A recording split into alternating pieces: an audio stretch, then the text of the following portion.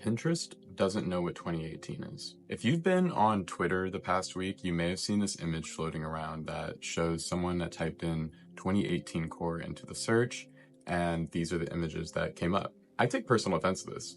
Every picture is pretty much wrong, but they are related. It appears they've kind of extended the swag era of the early 2010s into the late 2010s. But as someone who had the time of my life in 2018, I can't just let them rewrite history and kind of like pave over an iconic era. So we're gonna fix it. And I'm going to pick like 10 images that I think encapsulate 2018 core way better than this.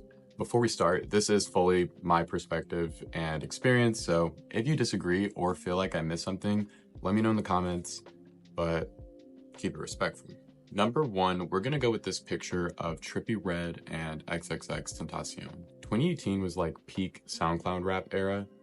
I think SoundCloud rap went mainstream in 2016, and from that, it kind of opened up the gates for these artists like Trippie, X, Juice WRLD, and the likes. This was also the year X dropped the Question Mark album, which was by far the biggest album of the SoundCloud rap era, and then he passed not too long after, which in my opinion kind of bookended the era. Number 2, this aesthetic picture of Jules. Oh, Jewel. Our generation was this close to being the ones that stopped smoking, and they literally came out with this device, and I remember people calling it the iPhone of vapes. The PR spin was crazy. It was like Olivia Pope levels.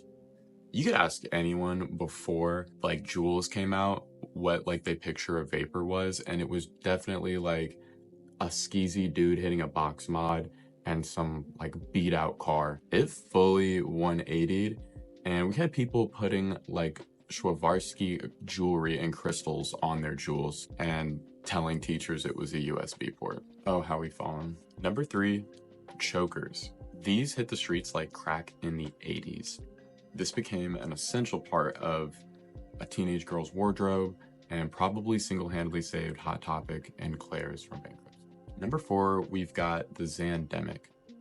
I'm not gonna put a picture of a Xanny up here because I don't want to get demonetized, and I'm not even monetized in the first place, but either way. So we're just gonna go with this like party vibe picture. If you were around in 2018, you know these pills were doing Wilt Chamberlain numbers. Like, Dare didn't just lose the war, they were vaporized. It did kind of go hand in hand with the music, the emo vibes, and all that, so I'm throwing it in. Number 5, we're gonna do a Hooji Cam picture. Do y'all remember Hooji Cam? If you had Hooji Cam, there's a picture of you out there where you are just bright orange. This was truly the precursor to our current like digital camera obsession. I'm not really sure what we were trying to do here at the time, but it ate. Number 6, Fortnite. This picture, especially with the PS4 controller in hand, like was my life. Fortnite changed the landscape. I mean, for me personally, I was always like a single player campaign mode like type of gamer. And this was the first time I ever played like online with friends, and we spent countless hours jumping off that battle bus and had a great time doing it. So shout out Epic Games. I do want a skin someday. Number 7, I'm also going to do a picture I took from March for Our Lives. In early 2018, there was a horrible school shooting in Parkland, Florida at Parkland High School. And although, you know, we live in the United States, shootings are incredibly common. This one was especially jarring. I remember seeing on the news people's like students' kids' Snapchat videos from inside while it was happening, and my blood just kind of went cold. That was like so visceral, but it did like ignite something throughout the country.